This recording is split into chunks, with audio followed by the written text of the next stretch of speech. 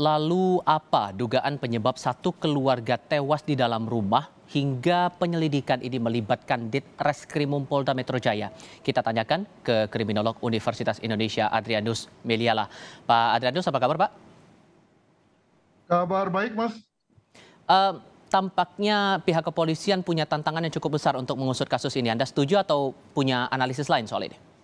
Ya enggak lah, kan TKP-nya di situ, lalu korbannya juga sudah meninggal. Artinya tidak banyak hal yang berubah ya, yang merupakan faktor-faktor pengganggu. Jadi lebih kepada bagaimana didalami saja analisisnya untuk kemudian sampai pada kesimpulan.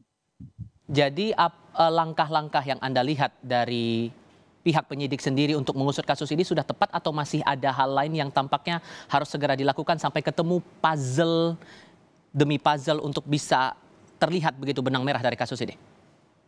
Saya kira mungkin yang paling menentukan adalah hasil dari otopsi ya. Cuma ya apa yang disebutkan oleh kepolisian bahwa pada lambung para korban tidak ditemukan tidak ditemukan sisa olahan makanan, demikian juga otot-otot mengecil tanda dehidrasi, itu mungkin tidak semua. Ada lagi hal yang juga menentukan, tetapi tidak dikemukakan oleh kepolisian pada saat ini. Nah, mungkin ada satu strategi dari kepolisian, mungkin dalam rangka agar jika memang kematian dari keempatnya itu dilakukan oleh pihak lain, maka pihak lain itu lalu kemudian tidak atau belum curiga terkait dengan hasil otopsi yang tidak diinfokan seluruhnya oleh kepolisian. Begitu. Ada beberapa temuan yang didapatkan polisi, mulai dari bungkus makanan sebelumnya sudah ditemukan juga kapur barus, lalu juga bedak di sana. Dari 3 benda yang ditemukan ini sebetulnya polisi apakah bisa mendapatkan beberapa hal detail sehubungan dengan kasus ini atau mungkin sebetulnya tidak ada sangkut pautnya dengan kasus ini? Analisis Anda? Jadi kalau kita memakai analisis bahwa terjadi situasi pelaparan, itu istilah satu, membuat orang dilaparkan hingga kemudian meninggal, maka kembali pada bahwa polisi menyatakan bahwa rata-rata kematian dari mereka sudah terjadi 3 minggu lalu, padahal masyarakat sekitar baru saja sekitar 5 hari ya menciumi bau yang tidak enak. Artinya ada 25 hari di mana para korban sudah meninggal tapi tidak tercium baunya. Nah, ada 2 penjelasan dalam hal ini. Pertama, kelihatannya karena semua pintu jendela sudah ditutup sehingga kemudian suhu menjadi kering ya, alhasil kemudian bau terjebak di dalam, terperangkap di dalam rumah, ditambah lagi dengan hal-hal yang tadi dikatakan, itu semua adalah hal-hal yang bisa menekan ya, atau bisa memerangkap bau agar tidak kemana-mana. Itulah yang menyebabkan lalu kemudian bau tidak terasa oleh masyarakat sekitar. Alhasil di pihak lain jenazah menjadi mengering.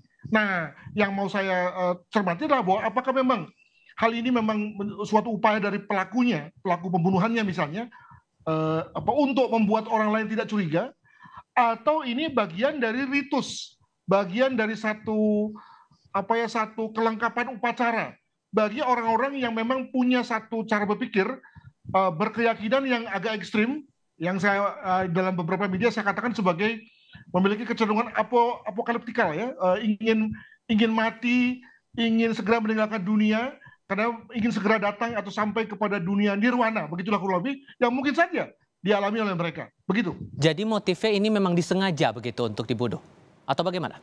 Ya Anda tahu, tetapi yang dalam hal ini saya punya 2 teori tadi. Teori pertama adalah teori bahwa mereka bukan kelaparan tapi dilaparkan, artinya ada mungkin 2 orang, 3 orang yang sengaja ditutup aksesnya untuk kemudian tidak makan hingga mati.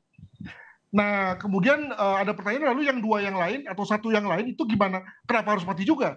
Apakah memang akhirnya yang terakhir ini juga bunuh diri? Nah, untuk itu maka kemudian supaya membuat bau tidak kemana-mana. Sebelum yang ketiga atau yang keempat ini mati, maka kemudian dipakailah hal-hal tadi. Penilaian Anda buat apa mereka melakukan atau buat apa melakukan seperti itu begitu sampai akhirnya 4 orang ini meninggal dalam kondisi sedemikian? Saya tidak tahu. Nah, makanya lalu kemudian teori kedua menjadi masuk bahwa sebetulnya ada satu keyakinan bersama yang mereka yakini mengenai hidup setelah mati itu. Ya, mungkin sekali misalnya dari keempat orang itu 1-2 diantaranya tidak meyakini, maka dipaksa untuk kemudian mati bersama. Ya, jadi kalau kita membayangkan apa hari-hari sebelum kemudian mereka menemui kematian. Sampai kondisinya sekarang dari tim liputan kami juga mendapatkan informasi belum ada tanda-tanda pihak keluarga membawa keempat jenazah ini dari Rumah Sakit Polri. Anda mencermatinya bagaimana soal ini? Nah, itu kan wajar karena belum ada clearance atau izin dari kepolisian, mengingat kepolisian masih membutuhkan jenazah tersebut, ya, in case misalnya harus diadakan otopsi ulang atau misalnya ditemukan preparat, ya, di lokasi yang kemudian lalu mau dicek ini berasal dari tubuh yang mana, maka kemudian polisi belum memutuskan untuk dikremasi. Sebab sekali dikremasi tentu tidak mungkin lagi hal-hal itu dilakukan kan, maka kemudian polisi lebih bagus menunda. Jadi tidak ada kaitannya, kalau Anda melihatnya ini tidak ada kaitannya dengan menjawab motif di balik matinya keempat orang ini di dalam satu rumah ini? Saya kira itu semua adalah bagian dari upaya mencari motif, tetapi yang pasti adalah bahwa kalau pada statement pertama, ya, itu kepolisian menyatakan, ya, menduga bahwa kematian itu karena kelaparan, ya saya kira enggak lah, ya, Jakarta Barat, ya, yang penuh dengan gudang makanan kok malah orang lapar, ya.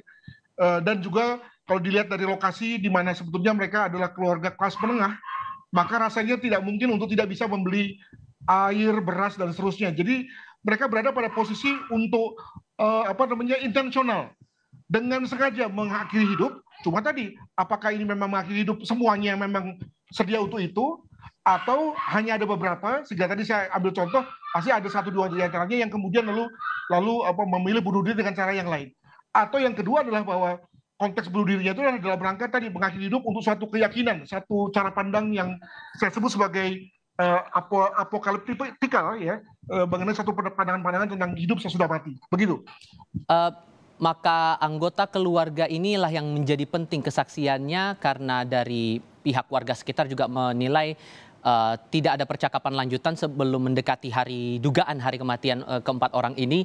Percakapan dengan anggota keluarga menjadi penting. Apa yang perlu dicermati oleh polisi soal ini? Saya dengar bahwa kepolisian itu juga menyita buku-buku bahan bacaan begitu, ya, dan juga video-video dari rumah para korban. Moga-moga dari bacaan dan video tersebut itu lalu kemudian bisa disimpulkan sesuatu.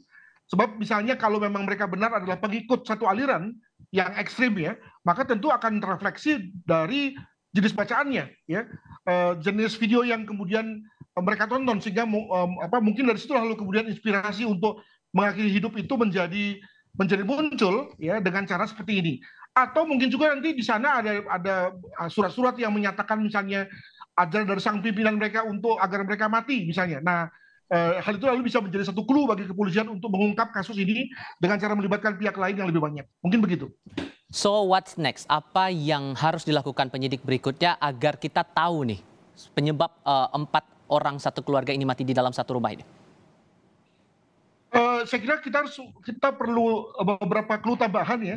Tadi adakah misalnya polisi sudah mengetahui atau sudah bisa melihat pola dari bacaan-bacaan yang mereka dapatkan, demikian juga video-video yang sudah berhasil disita oleh kepolisian. Yang kedua, kalau tadi bicara mengenai bungkus makanan, jangan lupa di situ pasti ada jejak di situ, ada DNA yang ada di situ, ya. Bayangkan ketika kita makan kan ada kemungkinan air liur kita masuk atau terpercik, ya, pada bungkus makanan itu. Moga-moga kemudian ditemukan misalnya ada DNA yang lain dari keempatnya. Artinya ada orang kelima. Nah, maka lalu skenario orang kelima sebagai pembunuh itu menjadi mungkin tuh untuk kemudian ditelusuri motif-motif barunya, yakni motif pembunuhan. Betul. Demikian. Baik, Pak Adrianus Meliala, terima kasih sudah berbagi perspektif bersama Kompas TV hari ini. Sehat selalu.